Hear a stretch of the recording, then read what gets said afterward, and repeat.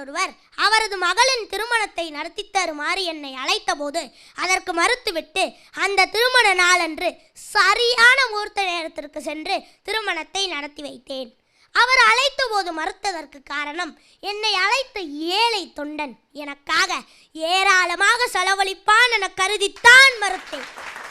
ஆனால் இன்றைய அரசியல்வாதிகளோ உயர கட்டவுட்டும் தெருவெல்லாம் கொடியும் தோரணமாக அலங்கரிக்க வேண்டும் என்று விரும்புகிறார்கள்.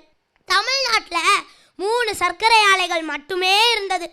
ஜப்பான் நிறுவனத்துடன் புரிந்துணர்வு ஒப்பந்தம் போட்டு 10 சர்க்கரை ஆலைகள் உருவாக்கினேன். ஒரு ஆலைக்கு 10 விழுக்காடு கமிஷன் தருவதாக எனக்கு தகவல் தந்தார். அப்படியா? 10 தொழிற்சாலைக்கு 10 விழுக்காடு வீதம் தரவிருக்கும் 100 விழுக்காடு கமிஷன் எங்களுக்கு தர வேண்டாம் அட கூறி அதற்கு பதில் இன்னொரு சர்க்கரை ஆலையை உருவாக்கி தாருங்கள் என்று சொன்னேன். அப்படி வந்ததுதான் மோகனூர் சர்க்கரை ஆலை. பள்ளியில் படிக்க வரும் குழந்தை பசியோடு படிக்க வேண்டாம் என கருதித்தான் மதிய உணவு திட்டத்தை கொண்டு வந்தேன்.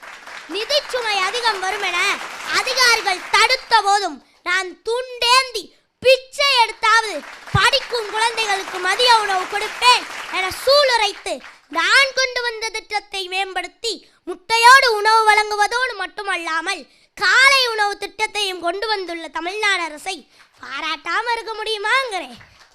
உலகில் உள்ள மொழிகளுக்கெல்லாம் மூத்த மொழியாம் நம் தமிழ் மொழியை நான் முதலமைச்சராக இருந்தபோது 1956ஆம் ஆண்டு டிசம்பர் மாதம் 27ஆம் தேதி சட்டப்பேரவையில் சட்ட முன்வடிவின் மூலம் ஆட்சி மொழி என்கிற அறிவிப்பை வெளியிட்டு எல்லா அரசு அலுவலகங்களிலும் அன்னை தமிழே ஆட்சி மொழியாக அலுவலக பயன்பாட்டு மொழியாக இருக்க வேண்டும் என்று சட்டம் நிறைவேற்றினேன்.